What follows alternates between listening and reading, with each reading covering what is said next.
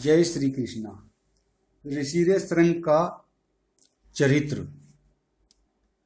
वैशंपायन जी बोले, राजन, फिर कुंती नंदन महाराज युधिष्ठिर क्रम से नंदा और अपरनंदा नाम की नदियों पर गए, जो सब प्रकार के पाप और भय को नष्ट करने वाली है। वहां हेमकुंट पर्वत पर जाकर उन्होंने बहुत सी अद्भुत बातें देखी। उस स्थान पर निरंतर वायु बहता रहता था और नित्य वर्षा होती थी। वहां वेदाध्ययन का शब्द तो सुना जाता था, किंतु कोई स्वाध्याय करने वाला दिखाई नहीं देता था। तब लोमश जी ने कहा, कुरुवर, यहाँ नंदा नदी में स्नान करने से पुरुष तत्काल पाप मुक्त हो जाता है, इसलिए आप भाइयों सहित इसमें स्नान करें। यह सुनकर महाराज युधिष्ठिर ने अपने भाई और साथियों के सहित नंदा में स्नान किया और फिर शीतल जल वाली अत्यंत रमणीक और पवित्र कोसी की नदी पर गए। वहां लोमश जी ने कहा, भरत श्रेष्ठ, यह परम पवित्र देव नदी कोसी की है। इसके तट पर यह विश्वामित्र जी का रमणीक आश्रम है। यही महात्मा कश्यप जी विभांडक का आश्रम है। इसे पुण्याश्रम कहते हैं। महर्षि विभांडक के पुत्र श्रृंभरंग बड़े ही तपस्वी और संयतेंद्रिय थे। एक बार अनावृष्टि होने पर उन्होंने अपने तप के प्रभाव से वर्षा कर दी थी। वे परम तेजस्वी और समर्थ के विभांडक का कुमार मृगी से उत्पन्न हुए थे। युधिष्ठिर ने पूछा, भगवान, मनुष्य का पशु जाति के साथ योनि संसर्ग होना तो शास्त्र और लोक दोनों की ही दृष्टि में विरुद्ध है। फिर परम तपस्वी काश्यप नंदन श्रेष्ठ श्रृंग ने मृगी के उदर से कैसे जन्म लिया तथा अनावृष्टि होने पर उस बालक के भय से वृत्रासुर का वध करने वाले इंद्र ने कैसे वर्षा की। लोमश जी बोले, राजन, ब्रह्मऋषि विभांडक बड़े ही साधु स्वभाव और प्रजापति के समान तेजस्वी थे। उनका वीर्य अमोघ था और तपस्या के कारण अंतःकरण शुद्ध हो गया था। एक बार वे एक सरोवर पर स्नान करने गए। वहां उर्वशी अप्सरा को देखकर जल में ही उनका वीर्य स्खलित हो गया। इतने ही में वहां एक प्यासी मृगी आई और वह जल के साथ उस वीर्य को भी पी गई। इससे उसको गर्भ रह गया। वास्तव में यह एक देव कन्या थी। किसी कारण से ब्रह्मा जी ने इसे शाप देते हुए कहा था कि तू मृग जाति में जन्म लेकर एक मुनि पुत्र को उत्पन्न करेगी, तब शाप से छूट जाएगी। विधि का विधान अटल है। इसी से महामुनि श्रेष्ठ श्रृंग उस मृगी के पुत्र हुए। वे बड़े तपोनिष्ठ थे और सर्वदा वन में ही रहा करते थे। उनके सिर पर एक सींग था। इसी से वे श्रेष्ठ श्रृंग नाम से प्रसिद्ध हुए। उन्होंने अपने पिता के सिवा किसी और मनुष्य को नहीं देखा, इसलिए उनका मन सर्वदा ब्रह्मचर्य में स्थित रहता था। इसी समय अंग देश में महाराज दशरथ के मित्र राजा लोमपाद राज्य करते थे। हमने ऐसा सुना था कि उन्होंने किसी ब्राह्मण को कोई चीज देने की प्रतिज्ञा करके पीछे उसे निराश कर दिया था। इसलिए ब्राह्मणों ने उनको त्याग दिया। इससे उनके राज्य में वर्षा होनी बंद हो गई और प्रजा में हाहाकार मच गया। तब उन्होंने तपस्वी और मनस्वी ब्राह्मणों से पूछा, भूदेवो, अब वर्षा कैसे हो, इसका कोई उपाय बताइए। वे सब अपना अपना मत प्रकट करने लगे। तब उनमें से एक मुनि श्रेष्ठ ने कहा, राजन, ब्राह्मण आप पर कुपित है, इसका आप प्रायश्चित कीजिए। श्रेष्ठ श्रृंग नामक एक मुनि कुमार है। वे वन में ही रहते हैं और बड़े ही शुद्ध एवं सरल है। स्त्री जाति का तो उन्हें कोई पता ही नहीं है। उन्हें आप अपने देश में बुला लीजिए। वे यदि यहाँ आ गए तो तुरंत ही वर्षा होने लगेगी। यह सुनकर राजा लोमपाद ने ब्राह्मणों के पास जाकर अपने अपराध का प्रायश्चित कराया। उनके प्रसन्न होने पर उन्होंने अपने मंत्रियों को बुलाकर ऋष्यशृंग को लाने के विषय में परामर्श किया। उनसे सलाह करके उन्होंने अपने राज्य की प्रधान वेश्याओं को बुलवाया और उनसे कहा, सुंदरियों, तुम किसी प्रकार मोहित करके और अपने में विश्वास उत्पन्न करके मुनि कुमार ऋष्यशृंग को मेरे राज्य में ले आओ। तब उनमें से एक वृद्धा वेश्या ने कहा, राजन, मैं तपोधन ऋष्यशृंग को लाने का प्रयत्न तो करूंगी, परंतु मुझे जिन जिन भोग सामग्रियों की आवश्यकता है उन सबको दिलाने की कृपा करे। तब राजा का आदेश पाकर उस वृद्धा ने अपनी बुद्धि के अनुसार नौका के भीतर एक आश्रम तैयार कराया। उस आश्रम को अनेक प्रकार के फल और फूलों वाले बनावटी वृक्षों से सजाया, जिन पर तरह तरह की झाड़ियां और लताएं छाई हुई थी। वह नौकाश्रम बड़ा ही रमणीय और मन को लुभाने वाला था। उसे विभांडक मुनि के आश्रम से थोड़ी दूरी पर बंधवाकर गुप्तचरों ने इस बात का पता लगवाया कि मुनिवर किस समय आश्रम से बाहर चले जाते हैं। फिर विभांडक मुनि की अनुपस्थिति के समय अपनी पुत्री वेश्या को सब बातें समझाकर ऋष्यशृंग के पास भेजा। उस वेश्या ने आश्रम में जाकर उन तपोनिष्ठ मुनि कुमार के दर्शन किए और उनसे कहा, मुनिवर, यहाँ सब तपस्वी आनंद में है न? आप भी कुशल से हैं न? तथा आपका वेदाध्ययन तो अच्छी तरह से चल रहा है न? ऋष्यशृंग ने कहा, आप कांति के कारण साक्षात तेजपुंज के समान प्रकाशमान प्रतीत होते हैं। मैं आपको कोई वंदनीय महानुभाव समझता हूँ। मैं पाद प्रक्षालन के लिए आपको जल दूंगा तथा अपने धर्म के अनुसार कुछ फल भी भेंट करूंगा। देखिए, यह कृष्ण मृग चरम से ढका हुआ कुश का आसन है, इस पर विराज जाइए। आपका आश्रम कहाँ है और आप किस नाम से प्रसिद्ध है? वेश्या बोली, कश्यप नंदन, मेरा आश्रम इस पर्वत के उस ओर यहाँ से 3 योजन की दूरी पर है।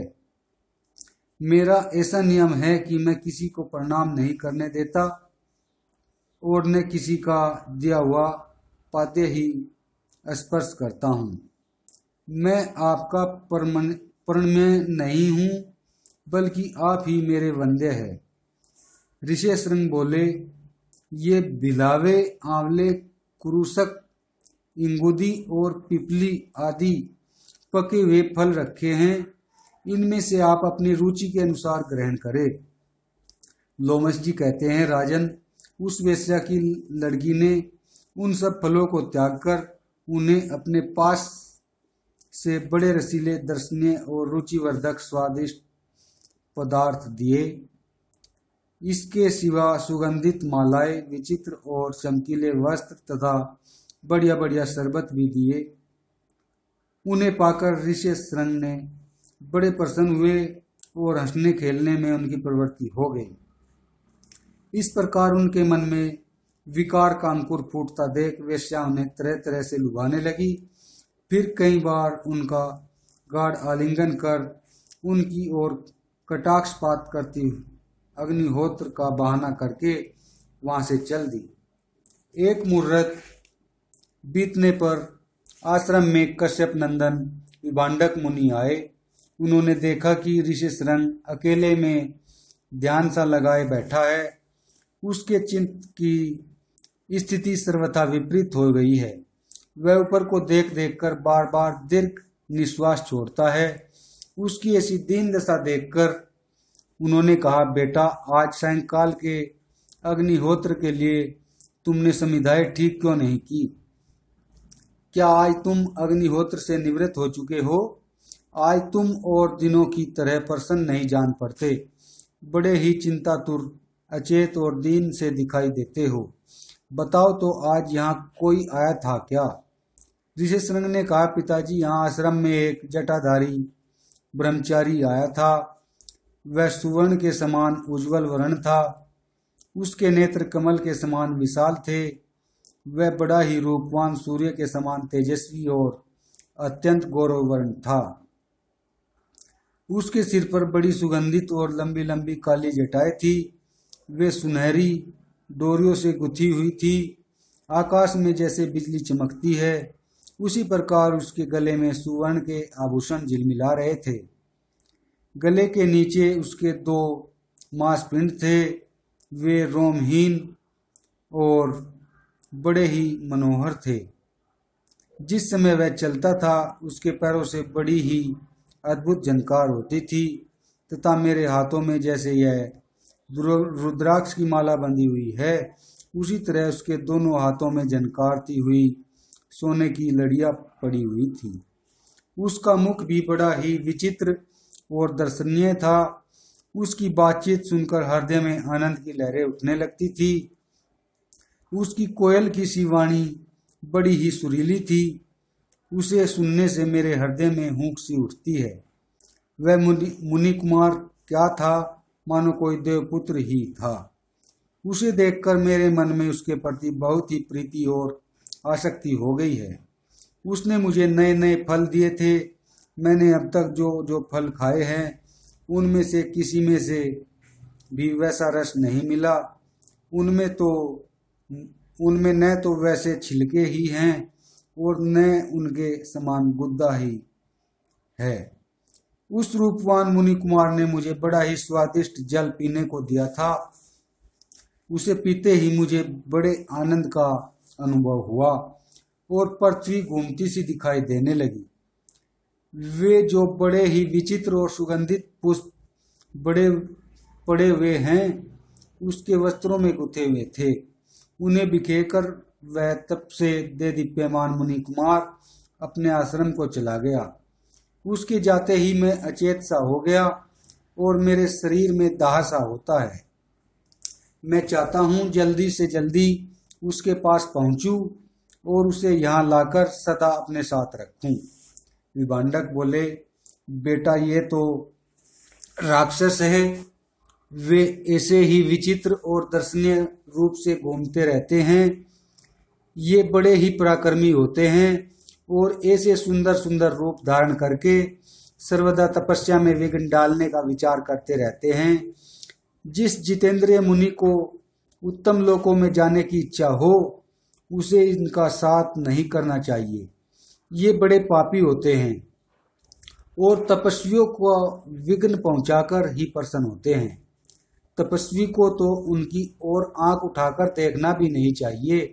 बेटा, तुम जिन स्वादिष्ट पेय पदार्थों की बात कहते हो, उन्हें तो दुष्ट लोग पीते हैं और वे ही ऐसी रंग बिरंगी सुगंधित मालाएं पहनते हैं। ये चीजें मुनियों के लिए नहीं बताई गई है। ये राक्षस है। ऐसा कहकर विभांडक मुनि ने अपने पुत्र को रोक दिया और स्वयं उस वेश्या को ढूंढने लगे। जब 3 दिन तक उसका कोई पता न लगा तो आश्रम में लौट आए।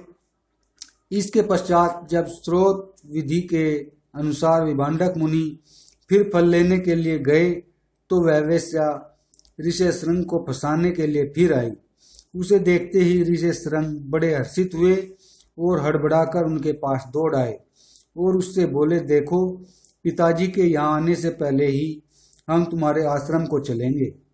हे राजन, इस युक्ति से विभांडक मुनि के एकमात्र पुत्र ऋषिशृंग को उन माँ बेटी ने नाव पर चढ़ा लिया और उसे खोलकर वे तरह तरह के उपायों से उन्हें आनंदित करती अंगराज लोमपाद के पास ले आई।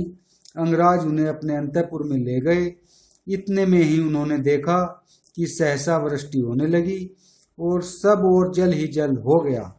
इस प्रकार अपनी मन कामना पूर्ण होने पर राजा लोमपाद ने उन्हें अपनी कन्या शांता विवाह दी। इधर जब विभांडक मुनि फल फूल लेकर आश्रम में लौटे तो बहुत ढूंढने पर भी उन्हें अपना पुत्र दिखाई न दिया।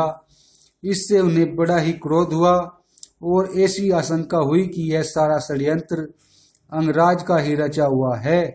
अतः वे अंगाधिपति को उनके नगर और राष्ट्र के सहित भस्म कर डालने के विचार से चंपापुरी की ओर चले। मार्ग में चलते चलते जब वे थक गए और उन्हें भूख सताने लगी तो वे ग्वालियों के संपत्तिशाली घोषों में आए। ग्वालों ने उनका राजाओं के समान बड़ा आदर सत्कार किया और वहां उन्होंने एक रात विश्राम किया। जब गोपों ने उनकी अत्यंत आवभगत की तो उन्होंने पूछा, क्यों भाई, तुम किसके सेवक हो? तब वे सभी ग्वाले बोले, यह सब आपके पुत्र की ही संपत्ति है। इस प्रकार देश देश में सत्कार पाने से और ऐसे ही मधुर वाक्य सुनने से उनका उग्र कोप शांत हो गया और वे प्रसन्नचित्त से अंगराज के पास पहुंचे। नरश्रेष्ठ लोमपाद ने उनका विधिवत पूजन किया। उन्होंने देखा कि स्वर्गलोक में जैसे देवराज इंद्र रहते हैं वैसे ही वहां उनका पुत्र विद्यमान है। साथ ही उन्होंने विद्युत के समान चमचमाती अपनी पुत्र वधू शांता को भी देखा। पुत्र को अनेकों ग्राम और घोष मिले देखकर तथा शांता को देखकर उनका सारा क्रोध उतर गया। फिर तो जिसमें राजा लोमपाद की विशेष प्रसन्नता थी वही काम उन्होंने किया। पुत्र को वहीं छोड़कर उन्होंने उससे कहा, जब तुम्हारे पुत्र उत्पन्न हो जाए तो राजा का सब प्रकार मन रखकर वन में ही चले आना। ऋषिशृंग भी पिता की आज्ञा का पालन कर फिर उन्हीं के पास चले आए। शांता भी सब प्रकार अपने पति के अनुकूल आचरण करने वाली थी। वह भी वन में ही रहकर उनकी सेवा करने लगी। जिस प्रकार सौभाग्यवती अरुंधति वशिष्ठ की, लोपामुद्रा अगस्त्य की और दमयंती नल की सेवा करती थी, उसी प्रकार शांता ने भी अत्यंत प्रेम पूर्वक अपने बनवासी पतिदेव की सेवा की। यह पवित्र कीर्तिशाली आश्रम उन्हीं ऋषिशृंग का है।